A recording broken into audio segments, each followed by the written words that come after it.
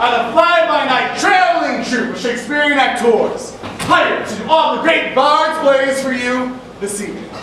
Now, we know we advertise ourselves as British actors from the Royal Academy, so you may be wondering why you don't recognize any of us. Well, in fact, Casey can almost always be found in a pub, very much like those in England, and Seamus did briefly attend the Royal Academy of Auto Mechanics in London, Nebraska. And we're all serious Shakespearean scholars and performers, and you may also notice that we are all men, handsome, intelligent men. Oh, you're too flattering, please.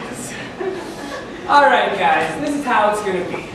Tonight, just like the original productions, we'll be playing all the characters of both sexes. Some may be better than others. Actually, before the show, we were all playing tic-tac-toe. And because Mert lost, we're now making him play almost all the women roles. Also, I know you were expecting us to be a larger group of actors, but let me be honest with you. Trying to fit 25 guys on one moped doesn't really work out too well. It's much more comfortable with just the 12 of us. So we have lost some of our actors here and there, but don't be concerned. They're probably all out of jail by now, so it's all good. Therefore, because of our small group, you'll notice we'll all be playing different characters throughout the show. So, with all that said, ladies and gentlemen, I welcome you to this production of all of Shakespeare's works. And don't worry, there will be an intermission, and even though we're doing all of Shakespeare's works, it's not going to take as long as you're thinking. And now, without further ado, allow me to introduce to you our stage manager, Leopold Desaad. I'll be seeing you, Alita. Good evening, ladies and gentlemen, and welcome to the Schottenstein Theater tonight's performance of the complete works of William Shakespeare. I have a few brief announcements before we begin. The use of flash photography and the recording of the show by any means, audio or visual, is strictly prohibited by the management. Also, please refrain from eating, drinking, or smoking anything during tonight's performance. For your convenience, toilets are located in the lobby. Also, please take a moment now to locate the exits nearest your seats. Should the user experience a sudden loss of pressure, oxygen masks will drop automatically.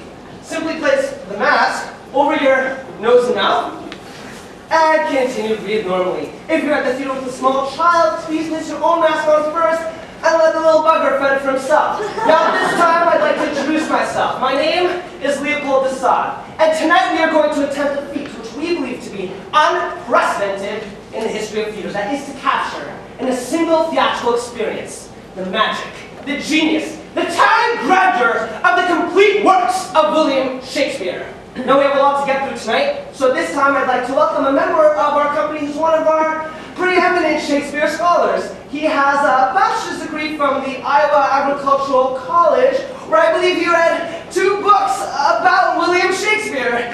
He's here tonight to provide a brief preface to the complete works of William Shakespeare. Please welcome to the stage, Professor John J. Schmitz. Thank you, Leopold. And good evening, ladies and gentlemen. William Shakespeare.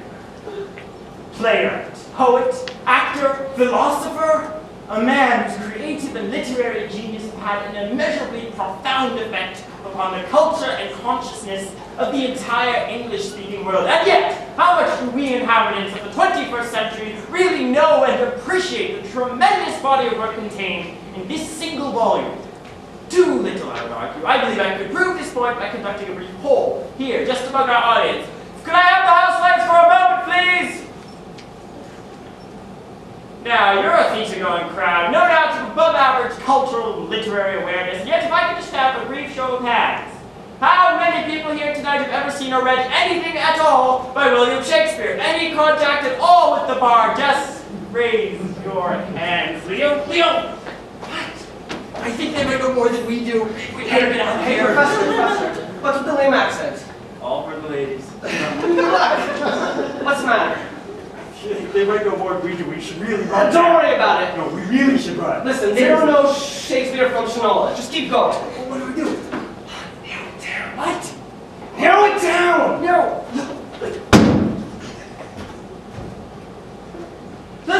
let's narrow it down a tad, shall we? How many of you here tonight have ever seen a red? Oh, let's see. All's well that ends well. That seems to be separating the wheat from the chaff, rather than I say. Let's see if we can find out if there's a true Shakespeare trivia champ here tonight. Have any of you ever seen or read King John? Anyone? Ah! Do you mind telling us what it's about? Isn't that the one about the hunchback? This is exactly what I'm talking about. You laugh, ladies and gentlemen, you scoff, but that he among you was free from sin living in a glass house. For that face, ladies and gentlemen, that face represents all your faces. That empty brain is your empty brains. Those glazed eyes are your glazed eyes. These teeth are your teeth, and they cry out, "Floss me!" Ladies and gentlemen, I submit to you that our society's collective capacity to comprehend, much less attain, the genius of a William Shakespeare has been systematically compromised by computers, vandalized by video games, saturated with soap operas, and melted death blow by dead quail! Have no fear, our company is here.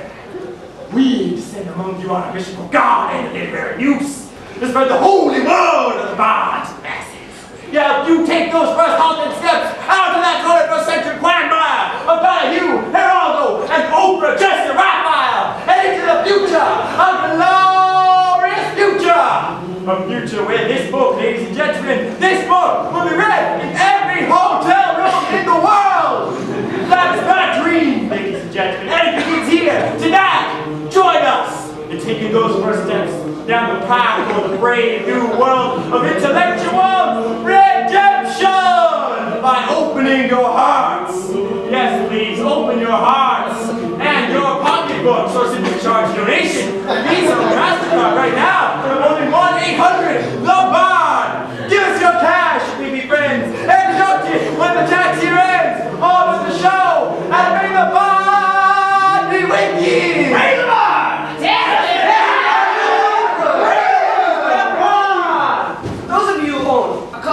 Book know that no collection is complete without a brief biography of the life and times of William Shakespeare. Providing this part of the show will be another member of our company. Please welcome to the stage, Mr. Michael Green.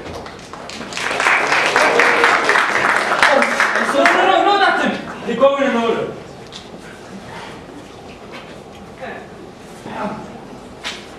I've just been taking a few notes with Shakespeare Live so we can get the show off to a good start. So you can know all the stuff we did and everything. Just get on with it. Okay.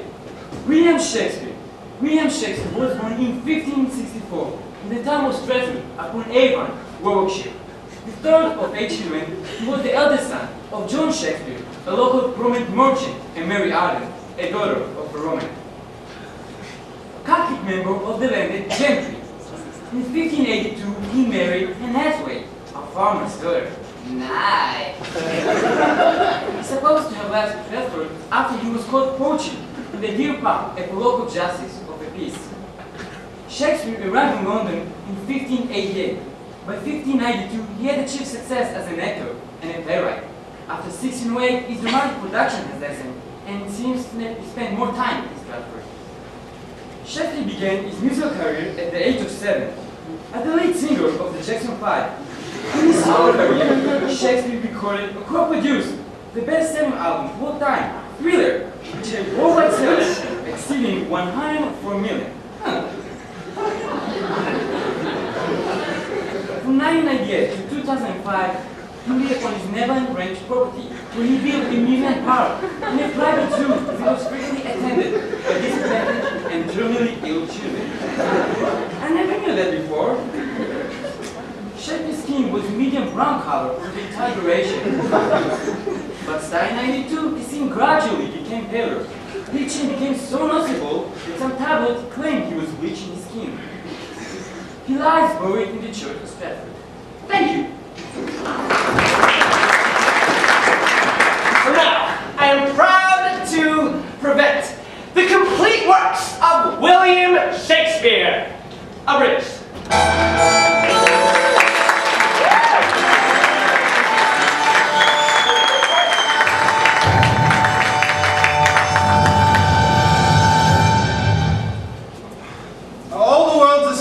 the men and women merely players. They have their exits and their entrances, and one man in his time plays many parts.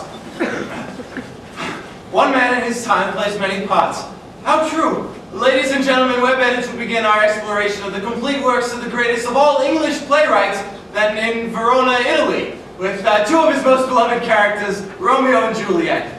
Now, our actors will attempt to portray all the major character roles in Romeo and Juliet, while I fill in with a bit of narration. After extensive textual research and analysis, we have decided to begin our version of Romeo and Juliet with the prologue. Two households, both alike in dignity, in fair Verona where we lay our scene. From ancient grudge break to new mutiny, where civil blood makes civil hands unclean. From forth the fatal loins of these two foes, a pair of star-crossed lovers take their life, whose misadventured piteous overthrows do with their death bury their parents' strife. Act 1, Scene 1. In the street meet two men tall and handsome, one Benvolio and the other Samson, their hatred fueled by an ancient feud, for one serves Capulet and the other Montague. Duh. Oh, I like to ride your sunshine rises up in the morning. Oh, it's your head's got this rig, I'm gonna kill him! Oh, do you bite your thumb at me, sir? No, sir, you don't bite my thumb. Do you bite your thumb at me, sir? No, sir, I do not bite my thumb at you, but I do bite my thumb. Do you quarrel, sir? Quarrel, sir? No, But sir. if you do, sir, I am for you. I serve as good a man as you. Ah, no better. Yes, better. You lie!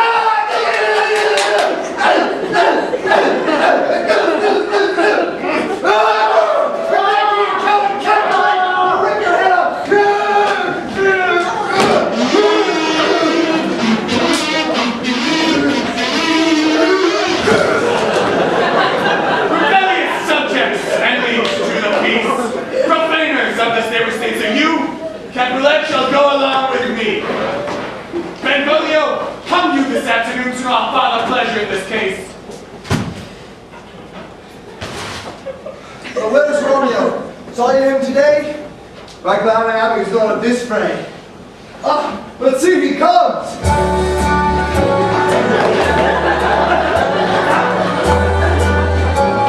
Start spreading the news. I'm leaving today. I want Cut the music! Cut the music! Not tonight! Oh, Romeo, he cried. I'll know his grievance will be much denied. Good morrow, Caius. Is the day so young? But new struck 9. Ay me, sad hours seem long.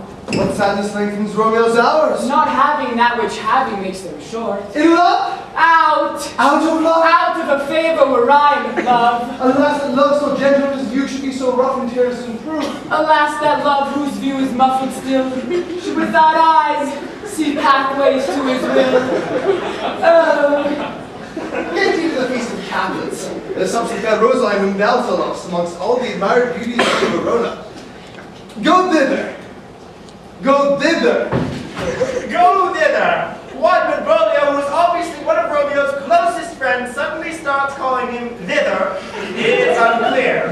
Samuel Johnson suggests that thither should read thither, and Benvolio suggesting Romeo should ease his sorrows by practicing his music. A very dumb emendation.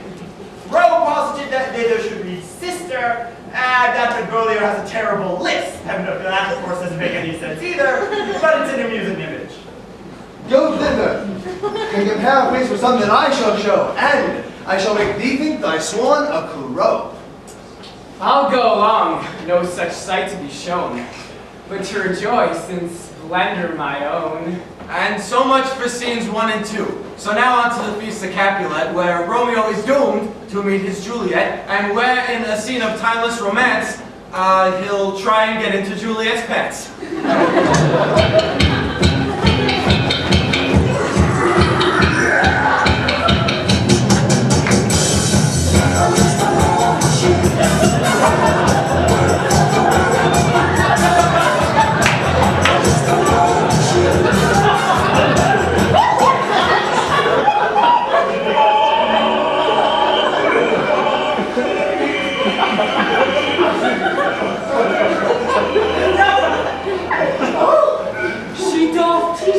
thought you had been right. Did my heart love till now? Forswear its sight. For I ne'er see true beauty till this night.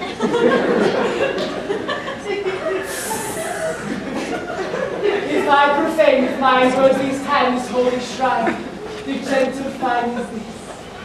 My lips,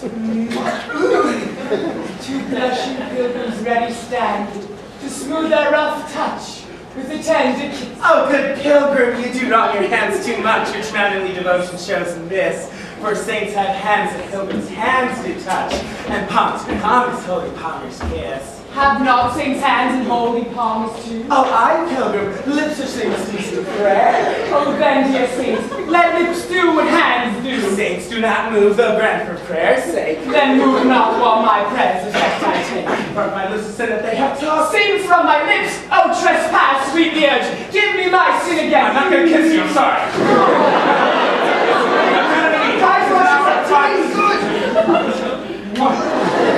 Oh, you kiss by the book. Oh, come here, mother. Shit, let. I, so I hear. The more is my request.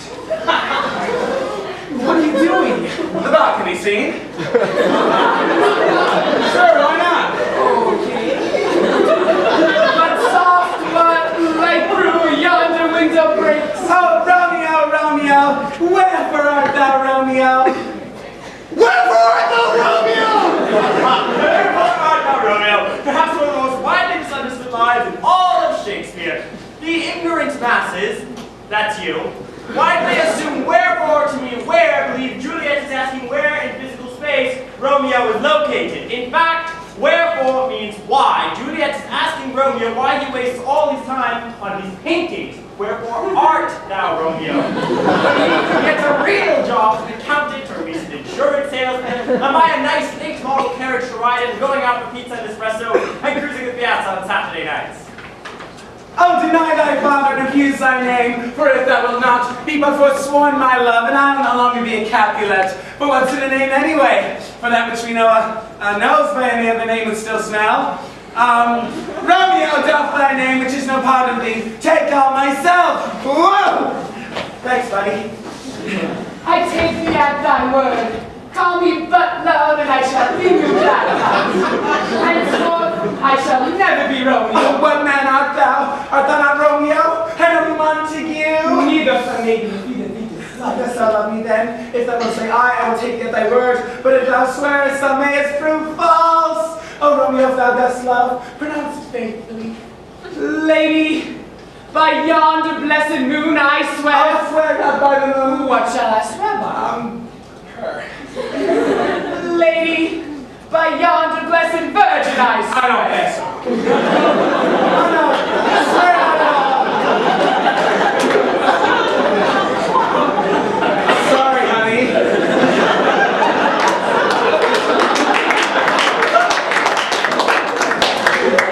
Although I do join thee, I do not join this contract tonight. It is too rash and sudden to advise it. Too like the lightning which thou seest to be, ere one can say it lightens. Sweet, good night. Oh, wilt thou leave me so unsatisfied?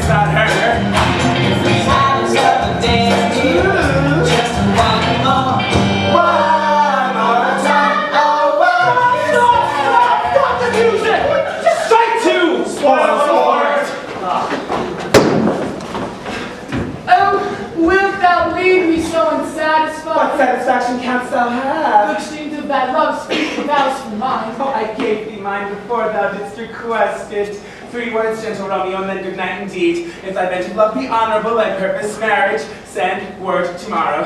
Good night, good night. Parting is such sweet sorrow. It really is.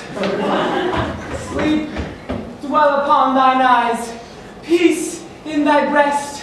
Oh, that I were sleep and peace, so sweet to rest. Lo Romeo did swoon with love, by Cupid he'd been crippled. But Juliet had a loathsome coz, whose loathsome name was Tybalt.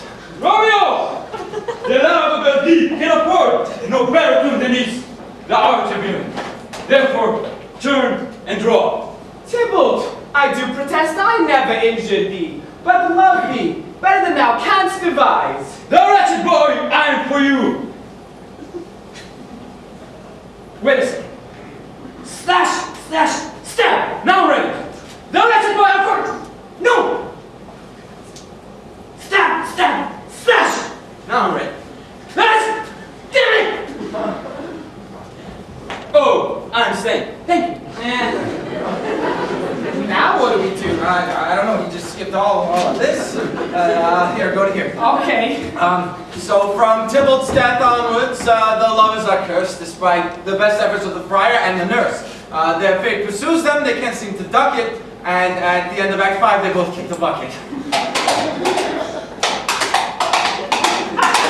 Oh, gallop pacey, barry-footed steed. That's his steed? Yes, it's a horse. Those are coconuts. What? You got two empty hairs of coconut, you're banging them together. Well, I have ridden since the snows of winter cover this land to the fair principality of Verona. Where'd you get the coconuts? I found them.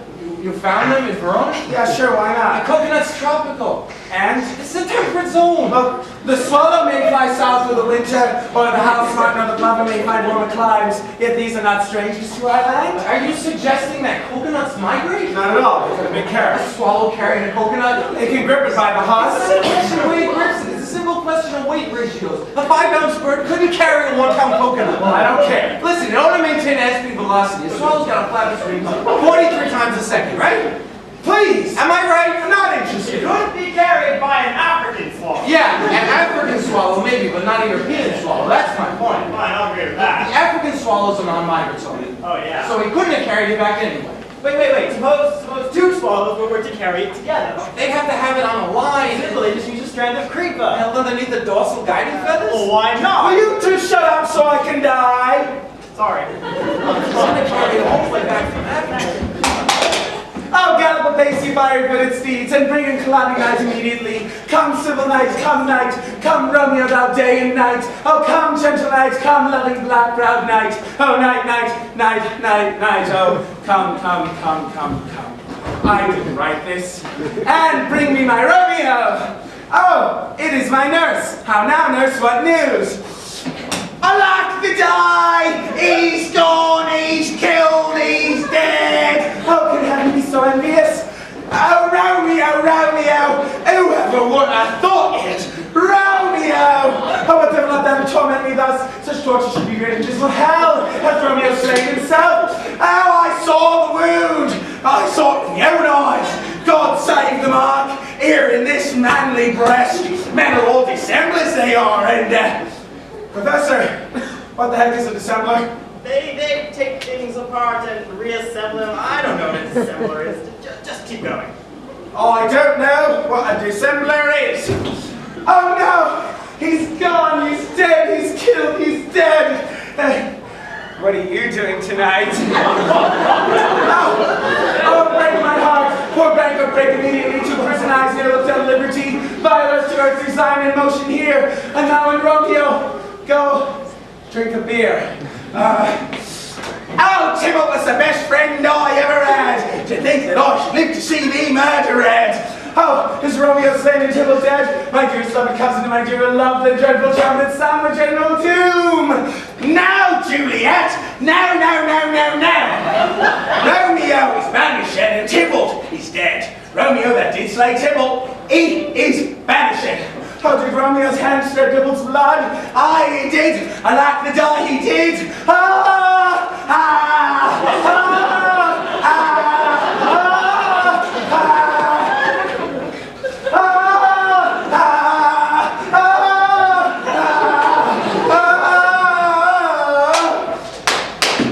You're out. Cheers, everybody.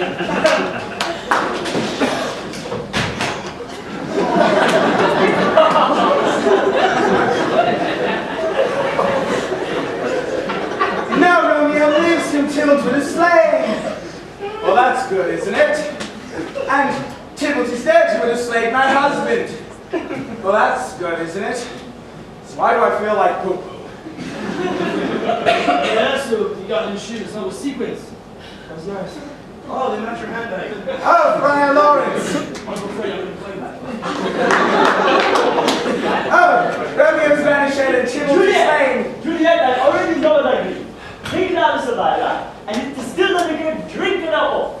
And presently, through all thy veins shall run a cold and a drowsy humor. Oh, I feel the cold and the drowsy humor are running through my veins. I told you so. Oh, poison. Oh, yeah.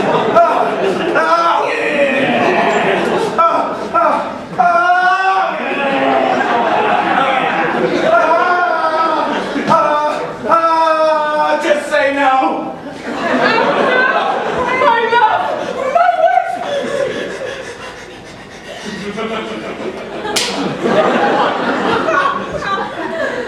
Death, that hath sucked honey of thy breath, hath no power yet upon thy beauty. Oh, Juliet, why art thou yet so fair? Shall I believe it unsubstantial death? Clamorous, to keep me in the dark?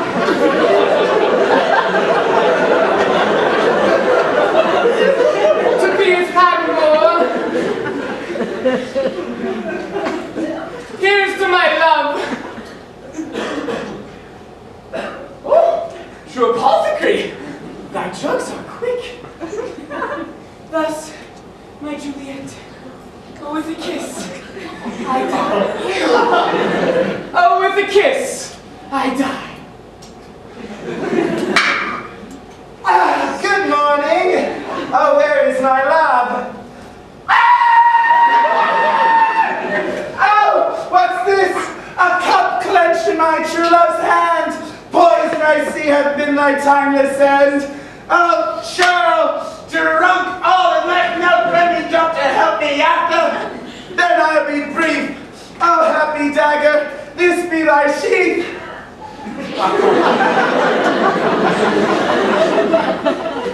Well, that's Romeo for you. Took you a minute, didn't it? Kind of a late reaction there.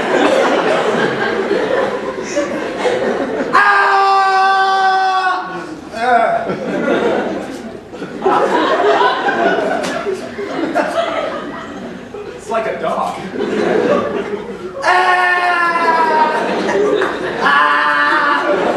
Oh, my head! Oh, my brain!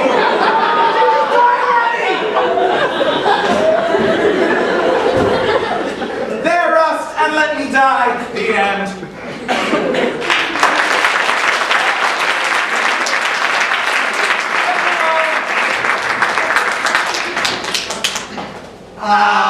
Glooming pace this morning with it brings. The sun for sorrow will not show its head. Go forth and have more talk of these sad things. Some shall be pardoned, and some punished yet. For never was there a story of more woe Than this of Juliet and her Romeo.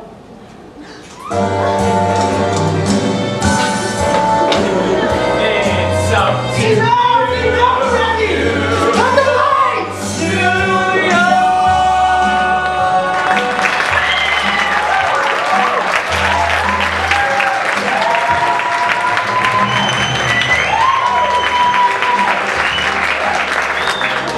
Ladies and gentlemen, in preparing this unprecedented complete works show, we've encountered this problem. How to make these 400-year-old shows accessible to a modern audience.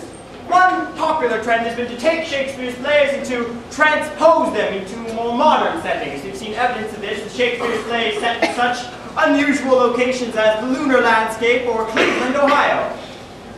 In this vein, I have traced the roots of Shakespeare's symbolism in the context of a pre-ancient society through the totality of a jejune circular relationship of form, contrasted with the complete otherness of metaphysical cosmologies and the ethical mores entrenched in the collective subconscious of an agrarian race.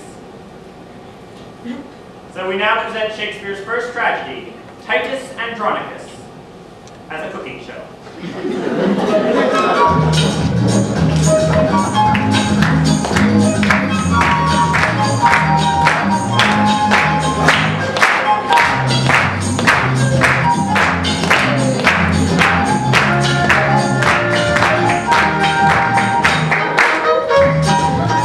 Good evening, ladies and gentlemen. Good evening, gourmets, and welcome to Roman Meals. I'm your host, Titus Andronicus. Now, when you get along together, your left hand chopped off, your son's murdered, your daughter raped, your thumb cut out, both her hands chopped off, well, the last thing you want to do is cook. Unless, of course, you cook up the rapist and serve him to his mother, that happy little dinner party. My daughter Lavinia and I will show you how. Lavinia. Good evening, Lavinia. Good evening, Mama. And how are you feeling today? Absolutely, Mama. I have my own soft job. I know. It's a pisser, isn't it? But don't worry. We'll get our revenge. Won't we? Is there an aisle seat close? Now hark, villain! I will grind up bones to dust, and of your blood in I'll make a paste. And in the paste, a coat from Alvaria and make a pasty of your shameful head. Come, Lavinia, receive the blood. Now the first thing you want to do is make a nice clean incision from the carotid artery to the jugular vein. Like so. Yeah,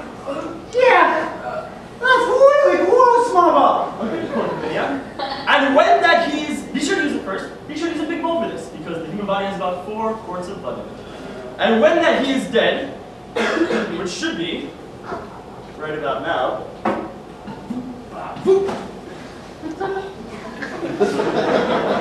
Then we go grind his bones to powder small, and in this hateful to poor temperature. And in that paste, let his vile head be baked at about 350 degrees. And about 40 minutes later, you have yourself the loveliest human head pie. Lavinia, fit for a king, and with lady fingers for dessert.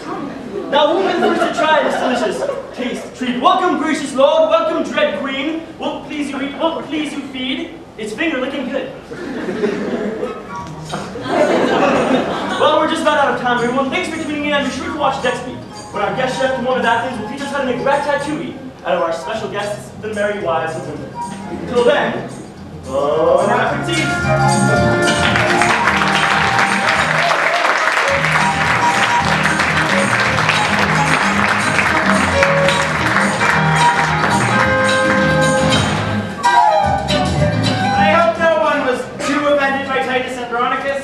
Shakespeare, as a young writer, seems to have gone through an early blood and guts phase. No doubt if he were alive today, he'd be in Hollywood working on Titus Andronicus 9, Just Desserts. But we shall now move on to explore the genius evident in Shakespeare's more mature plays as we present his dark and brooding tragedy, Othello, the Moor of Venice.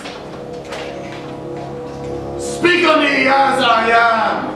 Let nothing extenuate the one who loved now wisely but too well.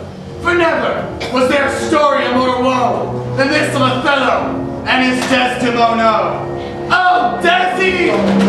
Bob, give me some lights in here, please, Bob. Bob, research has shown that 44% of all feature demo board operators, as well as audience members selected at random, are named Bob. After weeks of touring, our company decided it was easier to simply call the person in the booth Bob by default, under the assumption that nearly half of the time they were correct. We left Brett here on his own to research the play, and he must have looked up more in the dictionary and thought it was a place he tied up boats. Yeah, which is totally pea-brained in this context. You see, in the 16th century, the word Moor referred to a black person. I feel like such a dork! That sounds about right. Alright, now ladies and gentlemen, we obviously have a little bit of a problem in performing Othello because the part is written for a black man. And while we're obviously not... I mean, I try to go an Afro as hard as I can. It's the best I get. I really try so hard. The thing is that we're honkies, basically is what we are. So the bottom line here is that due to physical limitations, we are unable to perform... Wait, guys! Sorry. Just because we're white doesn't mean we can't do Othello. Yes, it does. No, listen, I got an idea. It's totally bogus this time. Just put it on. Just do it, okay? Just kind of join in.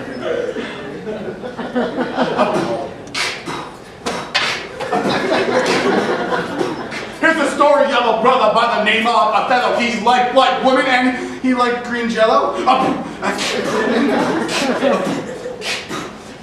And the punk Indiano who made himself a menace because he didn't like Othello, the Moor of Venice. Now Othello got married to Desdemona. But he took off for the wars and he left her alone. It was a Mona. He left her alone. He didn't write a letter and he didn't tell her. Hey! Desdemona, she was pure as blood. She's the daughter of a duke. He was good, you know, but he had a plan, never slaughter and slave. He was crafty. He was sad. He came up with a trick. He said, "Step back, no." I didn't tell him to his fella. I know it's gonna cloud. There's two dead guys. I need a two, I need a go, I need a kind of a small. So he planted chump sucker by the name of Cassio. And he planted on his Desdemona's handkerchief. So Othello gets the one and just maybe if while we've been out fighting away from home. Our Desi and Cass acting off alone. So he comes back home and shoves a pillow in her face. Kills her and some otherwise as bad as disgrace. But there's Amelia at the door. Who we met in Act 4. Saying, you big dummy, she won no horse. She was Good, she was clean, she was virginal too. So why had she go make a baby turn blue? It's true. It's you. Now what you gonna do? And Othello say, Whoa, this is getting pretty scary. Pull out his veins and he committed Harry Carey. he got caught, but he probably kept the police. Loaded up his bag. And he moved to Beverly. Hills, that is.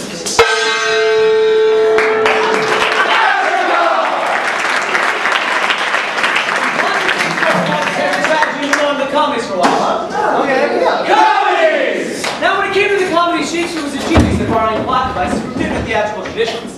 That's right. These influences include the Roman plays of Plautus and Terence, Ovid's Metamorphoses, which are hysterically funny, Not. as well as the rich Italian tradition of Commedia dell'arte. Yeah, basically Shakespeare stole everything he ever wrote. Hey, stole is kind of strong, dude.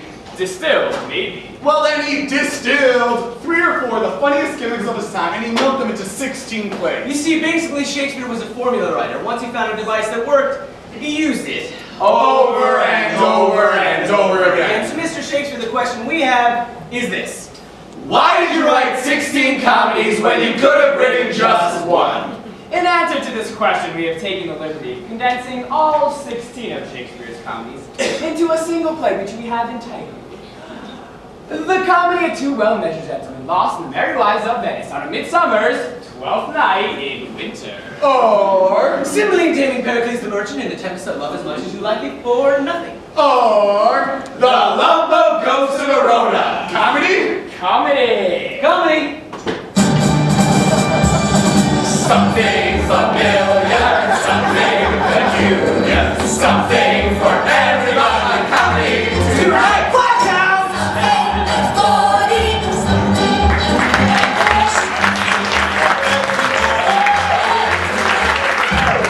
The Spanish Duke swears an oath of celibacy and turns the rule of his kingdom over to his sadistic and tyrannical twin brother. He learns some fantastical feats of magic and sets sail for the Golden Age of Greece along with his daughters, 3 beautiful and virginal sets of identical twins. Around the heel of Italy, the Duke's ship is caught in a terrible tempest, which, in its fury, casts the Duke up on a desert island along with the loveliest and most virginal of his daughters, who stumbles into a cave and is molested by a creature that's either a man or a fish or both. Act 2, the long lost sons of the Duke's brother have just arrived in Italy. Though still possessed of an immobility, their ragged, destitute, penniless, flea-infested shadows of the men they once were, and the utmost extremity have forced to borrow money from an old Jew who deceives them into putting down their brains as collateral on loan. Meanwhile, the 6 brothers fall in love with 6 Italian sisters, 3 of whom are contentious, sharp-tongued little shrews, while the other 3 are submissive, headed little bimbos. Act 3! Shipwrecked and unequal daughters of the Duke wash up on the shores of Italy, disguise themselves as men, and become pages to the shrews and matchmakers to the Duke's brother's sons, leading all the lovers into a nearby forest where, on a midsummer's night, a group of mischievous fairies squeeze the African Jews out of hermaphrodite to plow into the eyes of the shrews, causing them to fall in love with their own pages, who in turn have fallen in love with the Duke's brother's sons, and the queen of the fairies seduces a jackass, and they all get together and form a conga line. Act 4! The elderly fathers of the Italian sisters finding their daughters missing dispatch messages to the pages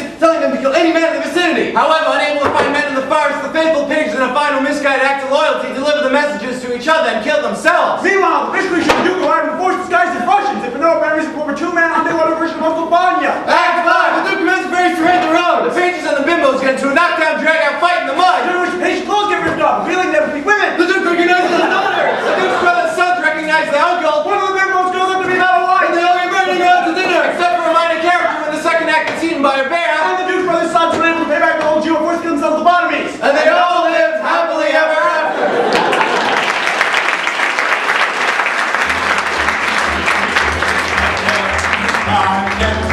coincide. Something for everyone. A comedy tonight. We now move on to the rest of Shakespeare's tragedies, because basically we have found that the comedies aren't half as funny as tragedies. Like for example, Shakespeare's Scottish play. Whoa! The company here addresses the superstition that uttering the name of this allegedly accursed play is bad luck. Those who flaunt the curse have been known to die mysteriously, go bankrupt, or suffer through agonizing careers as low-paid actors in a traveling theater troupe. Doing? Oh God, sorry, I forgot. You're really not supposed to talk about in a theater unless you're performing it. Because it's cursed. Fortunately, not only do we perform an abridged version of Macbeth, but after much thorough research, we're able to do so in perfect Scottish accent.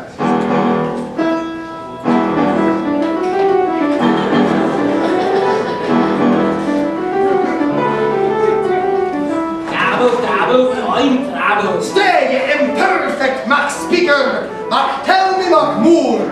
Macbeth, beware Macduff. None of whom for shall harm Macbeth. Till when would come to that name, don't you know? Oh, that's dead great! Then McWhat, McNeed, McI, McFear of McDowell! See you, Jimmy. I know that I was from my mother's womb untimely ripped. What do you think about that? That's bloody disgusting! Lay on the great haggis face! Macbeth, you murdered me wife, you killed me babies, you shot in me stew. I didn't! You did! I didn't! You did! I had to throw half of it away. Oh, that's disgusting!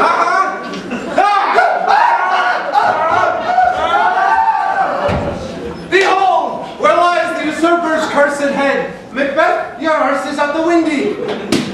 And no, that never was there a story of blood and death than this, oh Mr. and Mrs. Macbeth. Thank ye.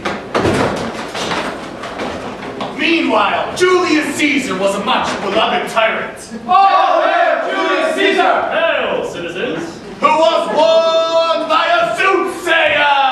Beware the Ides of March. The great Caesar, however, chose to ignore this warning. What the hell are the Ides of March? 15th of March? Well, that's today. Et tu, Brute! Told you so! Et tu, Brute! Shakespeare, according to Ben Jonson, knew little Latin and less Greek, and it shows. Research into Plutarch's Lives indicates the actual dialogue between Brutus and Caesar probably meant something like this, first Latin then English translation. In tempore praeterito plus quam perfecto de te mox dicet, I. People soon after thought you in the past. Plutarch victim, Caesar. Dia Chora, Chan Recobit, Abu! Golly, look at the time! My wife's gonna kill me! I'm out of here! And Shakespeare, 'tis Elvis! Look, the ghost of Elvis! Oui! Where? Tis Arcade on tour, Caesar is stabbed. E tu, Brute, adoro, usa le zone! Spectavis possetto dies! Subito minimo voleo, ubessa cantavit! Even you, Brutus? That's it. You're grounded and no television for a week. Oh, suddenly I don't feel so good. The bad lady has sung. Mortus est, dies. Friends, Romans, countrymen, lend me your ears. I come to bury Caesar. So bury him and let's get on with my play. And And Cleopatra! Oh, is this an ass I see before me?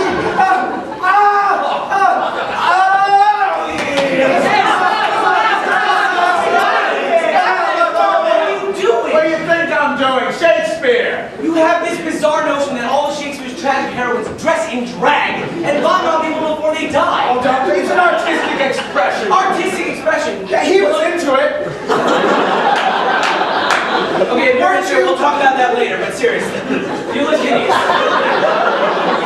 I'm pretty! That's what my mother says!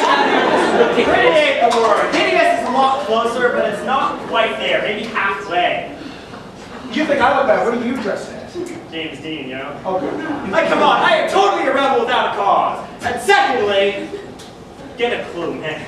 Antony and Cleopatra, it's not a Pepto-Bismol commercial. It is a romantic thriller about a geopolitical power struggle between Egypt and Rome. Oh, yeah, this is one of Shakespeare's geopolitical plays. Yes. Oh my God, I'm sorry. I didn't know. If I had known, I never would have messed with it. I promise, because Shakespeare's political plays, those are my favorite plays. Seriously, because it's like the themes he wrote about 400 years ago are still relevant today. I mean, like, what was the play he did about nuclear energy in the Soviet Union? It was way ahead of its Shakespeare time. never wrote a thing about the Soviet Union, man. Of course he did. It was called Chernobyl Kinsman. Whoa! It was intense. Whoa! It was about the nuclear power What plant are you talking about? There was a nuclear meltdown. Shut up! People were deformed. Shut up! What? Shakespeare wrote a play called Two Noble Kinsmen. Not Chernobyl Kinsman. Chernobyl. Two noble. Chernobyl. Repeat after me. Sure. Two. Two noble kinsmen. Two noble kinsmen. Not Chernobyl. Well, what's Two Noble Kinsmen about? It's about a girl who goes insane with the fear that her boyfriend is going to be eaten by wolves and her father hanged. And there's nothing in there about Gorbachev? No! Well, I've never heard of it. I'm not surprised you haven't heard of it. Honestly, no research done on your part, Professor. You think I don't do research? You have no idea. I know my Shakespeare. I don't know what you're talking about. And I am pretty! Ladies and gentlemen, well, mostly ladies, Two Noble Kinsmen actually falls in the category of Shakespeare's plays, which some scholars term the Apocrypha, or in other scholarly circles, the obscure plays, or the lesser plays, or just simply the bad plays. Among other Apocrypha, which didn't make it into Shakespeare's standard list of complete works, are tragedies such as Sir Thomas More, A Yorkshire Tale, or comedies like Ye Odd Couple, and even some early musicals such as Ye Cats, Ye Mizbah, and Joseph and Ye Amazing Technicolor Dream Doublet. And yet, not all the Apocrypha are completely without merit. In fact, one of them, Troilus and Cressida, is hardly crap at all. I actually discussed it in some length in my upcoming book about Shakespeare, which is entitled I Love My Willie, which I would just like to whip out for you now.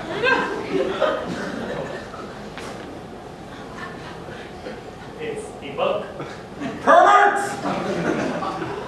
Anyway, tonight we'll do a kind of quick improvised version of Troilus and Cressida based on this chapter. Perhaps an interpretive dance performance art version. I love performance art. There's something about it that's just so pretentious. Anyway, we'll use Troilus and Cressida as a jumping off point to explore deeper themes, like the transient nature of life and the mythology involved in the arising and dissipation of forms. Troilus and Cressida was written in 1603, published in quarto in 1604, and appears in the first folio, although this edition is some 166 lines longer than the second quarto edition, in which appears the famous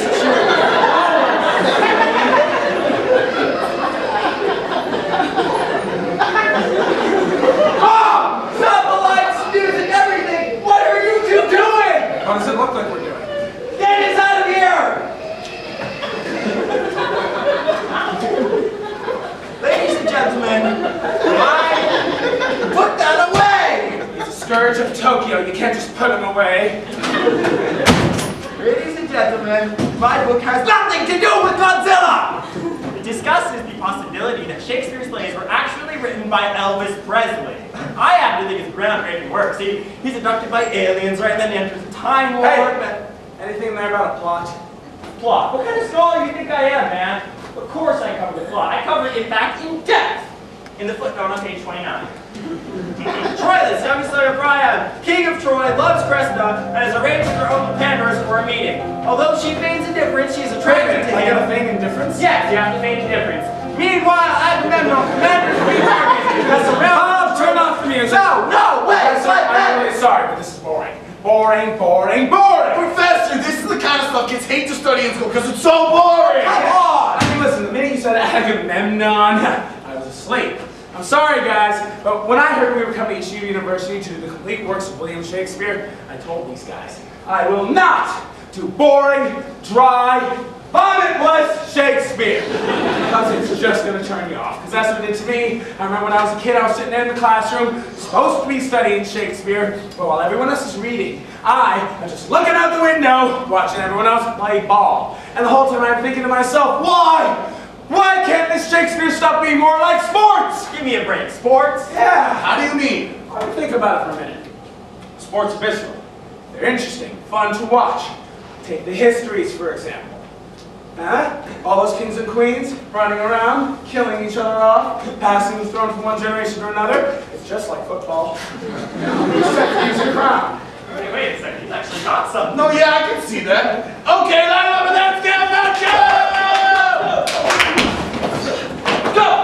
25, 42, Richard III, ready to bed. 1, 2, 3, And they're lining up across the field, and the crowd is snapped. George II, that well-spoken 14th century monarch. He's breaking back the pass, looking for an air downfield, but there's a heavy rush from King John. My gross flesh sinks downwards! And the crowd is in the air, and Henry VI comes up with it. Victory is mine! But he's hit immediately by King John, and he's down. Oh my, King John's really killing him out there. This could be the end of the War of the Roses cycle. King John's in the clear now. My soul has hell of a move. He's at the 40, the 30, the 20. Oh, he's poisoned down the 10-yard line. Looks like he's out of the game, and replacing him now is number 72, King Lear. Right, we are king of the 3. Cordelia, you go out! A penalty marker is down. Fictional character on the field. Lear's the ball point, and he's not happy about it. Hockey! Running the powers that call us the team of Chris Howard. Center snap to quarterback. Quarterback kicks to a hunchback. It looks like Richard III's place is giving him trouble. A horse, my king, a horse! Looks like yes, pilot on the field, and fumble! And Henry VIII comes up with it. He puts the crown on his head and runs down the field. He's at the 20, the 15, the 10, he stops the 5, chop up the 20. It's a touchdown for the Red Rose! Oh my! You gotta believe this is the beginning of a true dynasty. Henry V, Richard III, the whole royal family is totally absurd, especially Charles! Can I get some house lights, please? Can I borrow your program for a sec? Sorry to interrupt. Thank you. No list of plays. Lonnie, can you bring out the complete works book, please?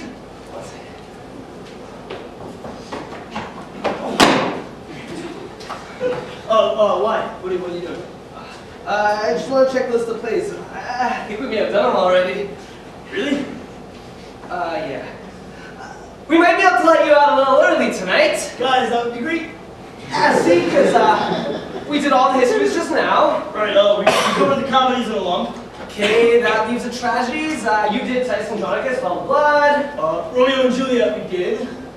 Yeah, Julius Caesar, Troilus and Cressida. We wrapped Othello, there was in the football game, Macbeth we did with Scottish accents. Antony Cleopatra. Oh yeah, murder vomit on like all these people. I'm so sorry. Okay, Timon of Athens I mentioned. Coriolanus. No, we're not doing that play. What's the matter with Coriolanus? I don't like the anus part. I think it's offensive. Alright, ladies and gentlemen, we're going to skip the anus play. And that's it, right? That's all. Whoa, guys, you totally missed one. Look, you actually, this thing is right there. Oh no. Right. Hamlet! Oh, how could we forget Hamlet? It was right above Othello. I done that. Shakespeare didn't write Hamlet, did he? Of course he did. I thought it was a Mel Gibson movie. Ladies and gentlemen, 36 plays down, 1 to go. Perhaps the greatest play ever written in the English language. A play of such lofty, philosophical, and poetic. Yes, Casey. Hamlet's a really hardcore, serious play, and I'm not up for it right now.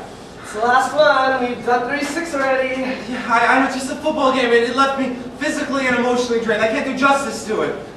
I'm sorry, Casey. We don't have to just do it. We just gotta do it. No, I don't wanna. Come on, Caseman. Our show is called The Complete Works of William Shakespeare. I think the people would like to see Hamlet, right? Can we get a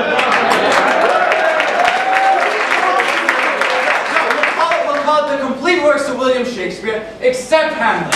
What's the most ridiculous thing I've ever heard? Don't make them watch that. No, I don't want to, okay? I don't have to if I don't want. I'm just gonna sit here with this guy, because he's my friend, and I'm gonna watch you guys do it. Come on, you No, you can't do it. No. Are you all right? I'm fine. We're gonna do Hamlet now, right? Yeah. Man, don't get your takes a bunch. Oh, here's your program back. Sorry. Right, so we start with the card scene. We'll need Bernardo and Horatio. We're gonna need Rosencrantz and Guildenstern as well. No, they got their own play. We can skip that. Where are you going? This guy, I'll kill him. Can't you leave him alone? Oh, get out! Go down! Don't you dare You're not coming back.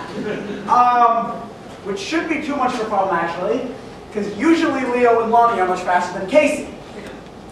Can any of you guys do Hamlet? No way! Can any of you help me stall for time? Yes, I can. No, you can't. Okay, Bert, do that thing you do with your mouth. This is a family show! No, the other thing you do with your mouth. Oh, right! Yeah, just a minute. How long's a minute gonna take you? About that much. That wasn't a minute. Is this all necessary? Well, we got the water can, the fire bucket. You know what to use that thing? Yeah, it's a prop extinguisher. What? Oh, God, you burn down one theater and everybody gets all paranoid. Lights, please.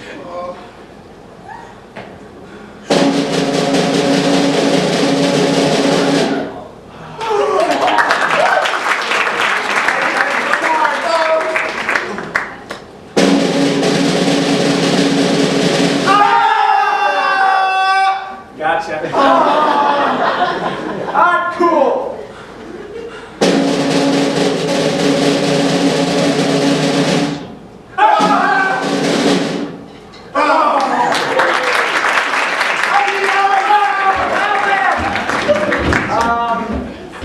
So clearly they're not back yet. So why don't we take the intermission here? You can all go into the lobby and stretch your legs, use the washroom. I figure we'll be back in 10 minutes. And by then we should be ready to perform Hamlet, Prince of Denmark. At least, I hope.